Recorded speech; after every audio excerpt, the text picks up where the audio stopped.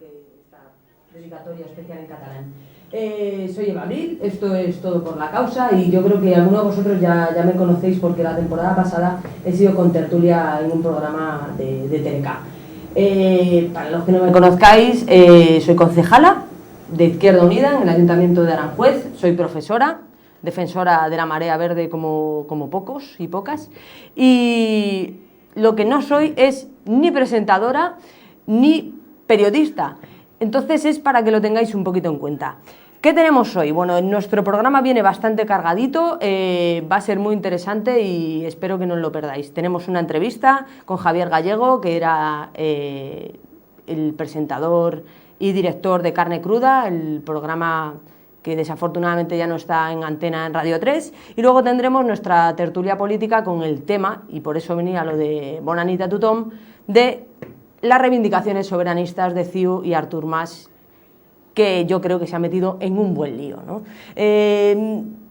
Tampoco quiero entrar mucho ahora en política, porque creo que luego nos dará mucho tiempo en la parte de la tertulia, pero yo sí que dejaría entrever un poco cuál ha sido la política de Artur Mas en estos 2 años, una política muy parecida a la que ha podido hacer Esperanza Aguirre en la Comunidad de Madrid, una política de recortes sociales, de recortes de derechos, recortes en sanidad y, por supuesto, recortes en educación. Bueno, yo creo que para empezar a abrir boca termino con una frase que casi muy pocos entenderán, pero bueno, es una dedicación especial. Set jutges i un jutjat mengen fetge i un penjat. Comenzamos. Como es el día de los libros, hoy me he puesto a escribir. Y he escrito esta carta.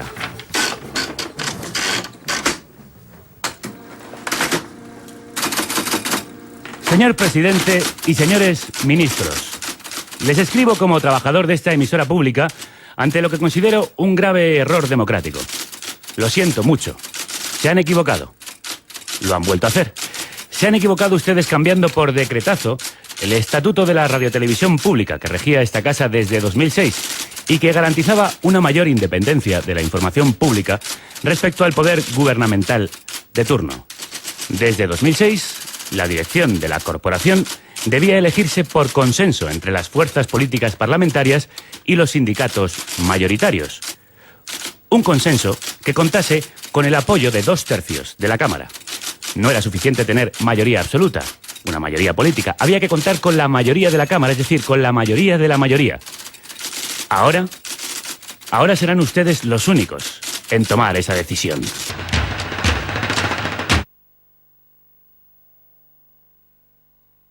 Bueno, ya tenemos con nosotros a Javier Gallego, que haciendo amigos era esta carta, era ahí como, venga, vamos. Esta fue mi carta de despido.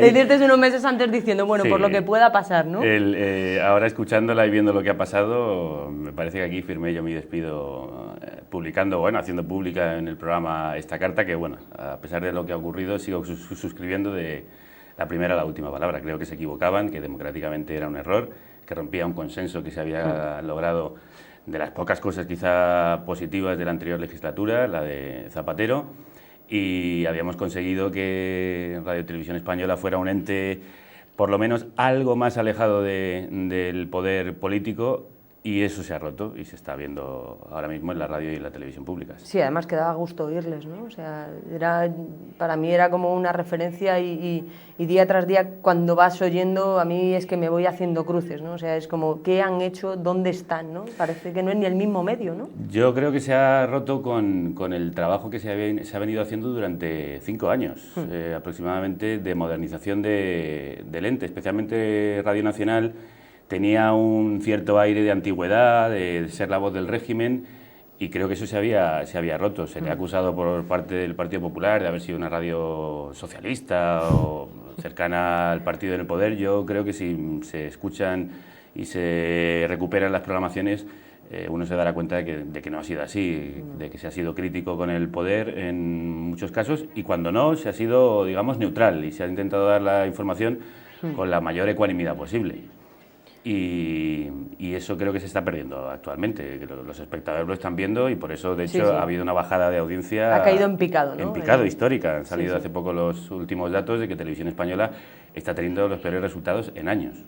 Bueno, para el que no conozca, que yo creo que todas y todos conocemos a Javier Gallego. Bueno, hay gente que no me conoce, hay gente que, mucha gente pero que yo no creo me que conoce. ya, pero nuestra franja yo creo que lo tiene bastante, ahí los tiene bastante ganados. Yo sé que los vallecanos me quieren. Yo sé que sí. Y yo también lo llevo en la patata, ¿eh? Entonces, bueno, pues para quien no sepa, ha estado durante 2 temporadas, tres temporadas en Radio 3, hacía un programa, Carne Cruda, y a mí lo que más me ha llamado la atención, una de las cosas que más me ha llamado la atención eran las condiciones laborales en las que estabas, ¿no? Que yo creo que es algo que a lo mejor la gente puede decir, bueno, la situación económica que tenemos, por lo menos tenía trabajo, pero no podemos quedarnos con eso, ¿no? O sea, explícanos un poco cuáles eran las circunstancias, porque tú las has hecho públicas en el momento de tu despido y a mí me han llamado poderosamente la atención. Yo las he hecho públicas porque se acusó al programa de ser muy caro y se adujo esa como la razón para cesarlo. Curiosamente se dijo que había 7 personas en el equipo, yo solo conozco a 3. Hay 4 a las que pido por favor que se manifiesten porque me gustaría saber qué han estado haciendo durante todos estos años. Y también las hice públicas porque, bueno, la única persona que ha sido despedida del programa he sido yo. Quiero decir que si tan caro era y había un equipo que sobraba, habría que haber echado el equipo entero, no ha sido así, lo cual me hace pensar que no eran esas las razones. La verdad es que, bueno, hay gente con trabajos infinitamente más precarios que el que yo tenía, pero tampoco era un programa caro, ni mi sueldo muy elevado para hacer un magazine diario en una radio estatal. Y los resultados fueron muy buenos, ¿no? Y los resultados habían sido buenos, hombre. Porque parece que todo lo medimos en audiencia y eso sí que había funcionado muy bien. Había funcionado en esa muy bien. Franja, ¿no? Era uno de los programas más escuchados de Radio 3, creo que en algunas ocasiones ha sido el más escuchado. Habíamos levantado la audiencia que habíamos recibido. Y es evidente por los datos de audiencia y por el seguimiento a través de la red de que era un programa querido por los oyentes.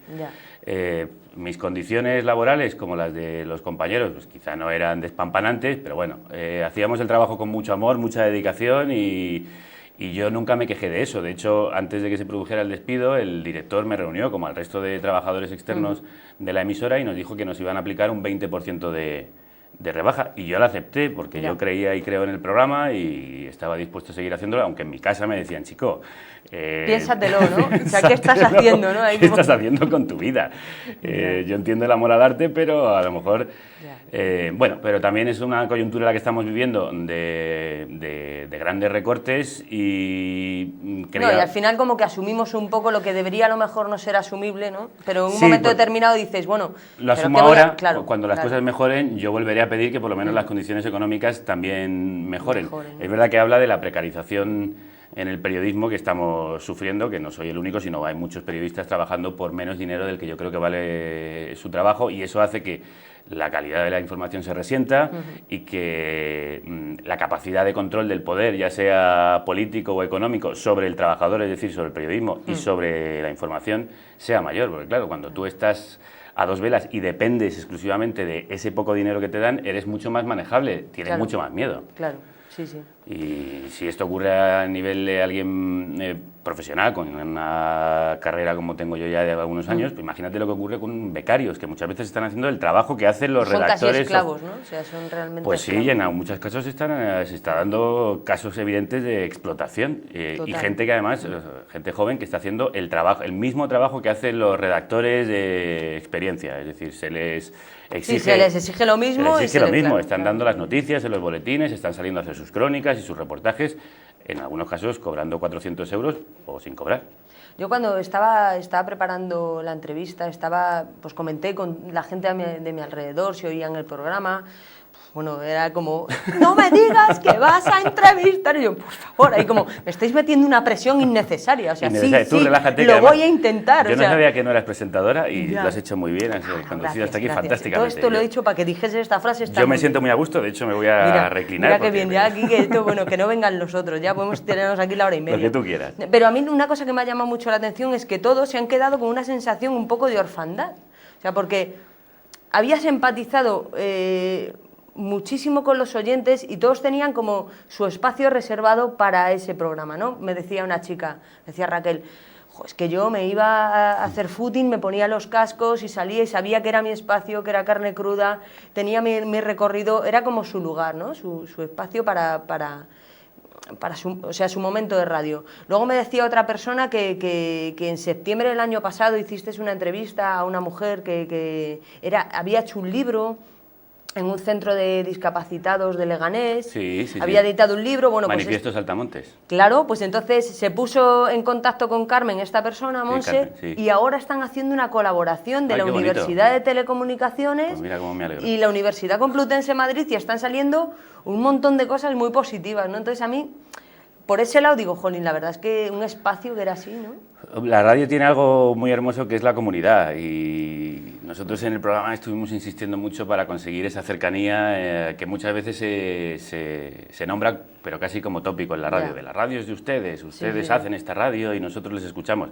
Yo no digo que sea el único programa, hay muchos programas que escuchan al oyente, pero nosotros era una vocación casi obsesiva, que su opinión estuviera presente y que a través de nosotros y a través de los editoriales con los que yo iniciaba el programa, la voz de la calle estuviera presente, también por las personas que hemos invitado, porque creo que hemos ido no tanto a las portadas de los periódicos como a las contraportadas, como a los breves, como a esas noticias que parecen pasar desapercibidas, donde muchas veces hay una historia, y hemos traído a voces que no son habituales en los medios, y quizá por eso la gente lo sentía más cercano, y dice, bueno, es que esta persona que está hablando aquí en la radio no es esa institución que estoy tan acostumbrado a oír, sino es un ama de casa, es un trabajador como yo, tiene las mismas condiciones, sufre los mismos... Claro, empatía pura y dura, ¿no? Yo recuerdo, está colgada en la página todavía, hablabas una vez de cómo una persona se había suicidado y de cuál es la situación de suicidio en la actualidad, que es algo como que nos olvidamos, ¿no? O sea, el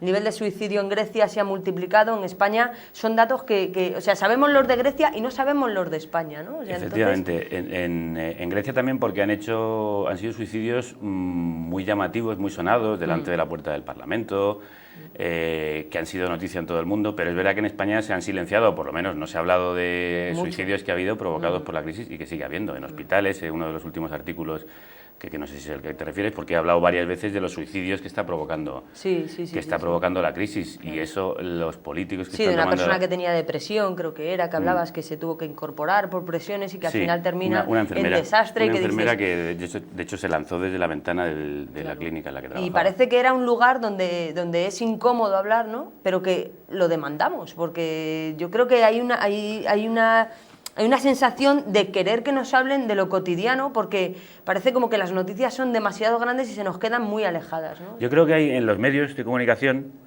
generalmente una impostura, es decir, una distancia entre el presentador, una persona que tiene un prestigio, que eso también genera un alejamiento, y que habla desde una tribuna. Yo no digo que no, que a veces yo puede que pareciese hablar desde una tribuna, pero yo trataba y trato de utilizar el lenguaje de la calle, que es el que yo manejo por la gente con la que me muevo, y porque yo trato de ser periodista al mismo tiempo que ciudadano, y las preocupaciones que a lo mejor el periodista, por digamos un ejercicio de estilo, no se permite, porque se supone que no está permitido, pues yo quise romper con eso, que no digo que sea el primero que lo ha hecho, que lo han hecho muchos, pero hablar de una forma mucho más natural, mucho más cercana, de lo que yo sé que le está preocupando a la gente, porque me está preocupando a mí, y en lugar de revestirlo de una retórica oficialista, lo hago con el lenguaje que todos manejamos, el que estamos manejando ahora, el que podemos manejar hace un momento cuando estábamos hablando, tomándonos unas cervezas antes de entrar aquí. Sí, es algo demandado. Bueno, y hablando de cómo te sientes ahora, porque claro, los problemas de los ciudadanos, el tuyo desde septiembre ha sido como, ¿sabes? Como un guantazo de realidad, ¿no? O sea... Sí, bueno, no es la primera vez que voy al paro. O sea, bueno, yo creo que eso nos ha pasado a todos. Eso nos ha pasado a todos, desgraciadamente nos pasa con más frecuencia de lo que querríamos. En el oficio al que yo me dedico es bastante normal, cuando no has conseguido un puesto fijo, que además cada vez es más difícil de conseguir, andar de un sitio para otro. En otras ocasiones el choque ha sido más brutal y lo he pasado peor y me ha costado más levantar la cabeza. Es verdad que ahora, digamos,